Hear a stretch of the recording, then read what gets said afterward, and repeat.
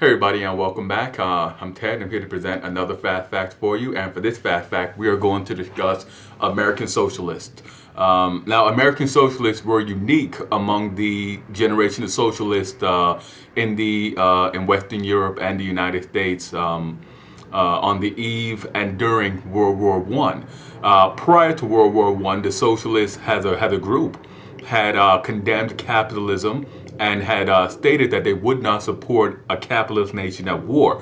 If the capitalists fought each other, then that was simply a capitalist fight and that they would not intervene in any way. As it happened, the moment the European powers declared war, all of the socialists joined the war effort for nationalistic reasons. The British socialists, the French socialists, the Italian, the German socialists, they all joined in the war effort to help their respective nations be victorious. That included simply not speaking out against the state, and in some cases enlisting in military units. The only socialist group that steadfastly refused to join in the war effort were American Socialists, and they paid a heavy price for it. They spoke out against the war before United States entry and after United States entry. As a matter of fact, Eugene Debs, the longtime leader of the American Socialist Party, and then also just the main figure of the American Socialist movement in the United States in general. He was imprisoned. He was imprisoned under wartime acts passed that severely curtailed American civil liberties, and they remain some of the most egregious intrusions into American civil liberties nearly 100 years after their passage. Debs was jailed, and he was jailed. He appealed his conviction all the way to the Supreme Court, and again, the Supreme Court ruled against Debs. This was Eugene Debs, one of those figures who uniquely did not let prison frustrate their political endeavors. He ran for president and gave interviews behind his prison cell.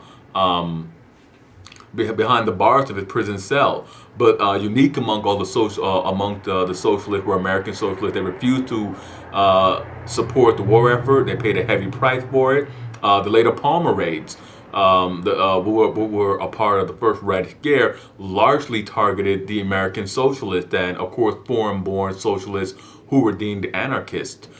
This crackdown saw the unlawful arrest, detention, and deportation of over 2,000 socialists in the United States. And it wasn't strictly limited to foreign-born socialists. Domestic-born socialists themselves found themselves thrown out of their homes, their houses.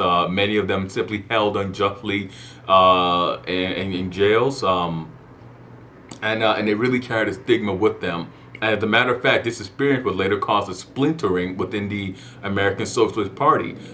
This splintering would be the cause of the successes of Russian socialists in overthrowing the Tsarist government and defeating the democratic forces within Russia. When the Red Russians, when the Bolsheviks took control, they sent out an appeal to all the socialists around the world, and it caused a disastrous fissure within the American Socialist group that led to the founding of the American Communist Party. But that's my quick fast fact on American Socialists and the war. I hope you guys enjoyed it. Hit like, subscribe, and comment. Let me know what you thought about it.